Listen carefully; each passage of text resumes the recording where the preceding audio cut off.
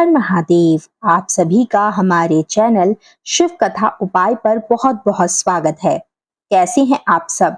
मैं आशा करती हूँ दर्शकों आप सभी स्वस्थ और सुरक्षित होंगे। दर्शकों, हमारे चैनल पर आपको पूजनीय पंडित जी के द्वारा श्री शिव महापुराण कथा में बताए गए उपायों का सरल भाषा में समझाने का प्रयास करते हैं, जिससे कि आप उन उपायों को सही तरीके से कर पाएं और उन उपायों का पूर्ण तरीके से लाभ आपको प्राप्त हो सके।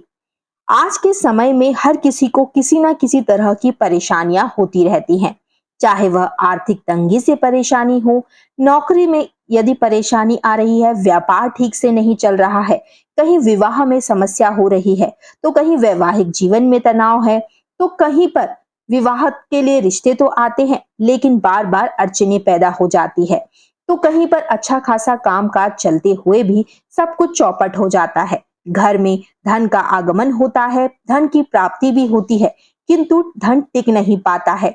ऐसी और कई परेशानियां होती हैं जो व्यक्ति के जीवन में उसे सामना करना पड़ता है। तो यदि आपके जीवन में भी कोई समस्या है, चाहे वह लड़ाई झगड़े से संबंधित हो या घर में कलेश होता हो, कैसी भी समस्या हो, आप पूजनीय पंडित जी के द्वारा श्री शिव महापुराण कथा में बताए गए उपायों को करके अपने जीवन से कष्टों को, दुख को और तकलीफ को दूर कर सकते हैं। एकादशी का दिन श्री हरि विष्णु और माता लक्ष्मी को समर्पित माना जाता है। माना जाता है कि सभी श्रेष्ठों में व्रत एकादशी का व्रत होता है। यदि आप कोई भी व्रत नहीं रखते हैं और एकादशी का व्रत रखते हैं तो पूर्ण सभी व्रतों का फल आपको प्राप्त होता है।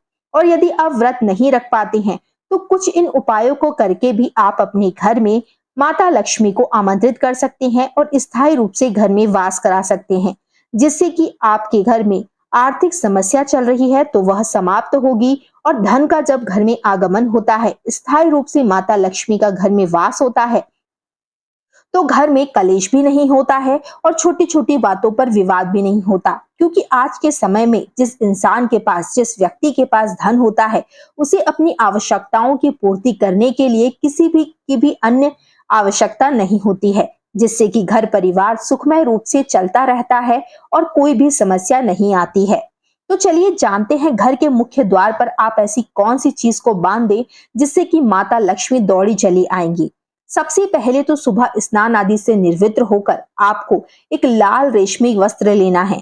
उस वस्त्र पर आपको कुछ टुकड़े फिटकरी के डालने हैं। जी हाँ, फिटकरी घर से नकारात्मक ऊर्जा को बाहर करती है और घर में सकारात्मक ऊर्जा का संचार कराती है।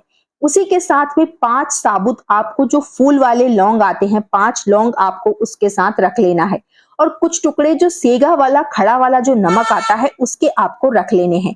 अब क्या करना है, सच्चे मन से और माता लक्ष्मी का स्मरण कर उस पर गांठ लगा लेना है। पोटली बनाकर घर में अंदर की तरफ आपको बांध देना है। और शाम के समय, प्रदोष काल के समय पर, एकादशी है, सावन है, तो महादेव के समक्ष दीपक अवश्य जलाएं।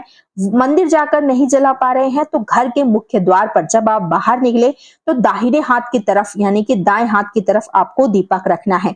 ऐसा करने से माता लक्ष्मी और भगवान विष्णु और साथ में महादेव की कृपा आपको प्राप्त होगी। धन्यवाद दर्शकों, आशा करते हैं आज का वीडियो पसंद आया होगा। मिलते हैं अगले वीडियो में। हर हर महादेव।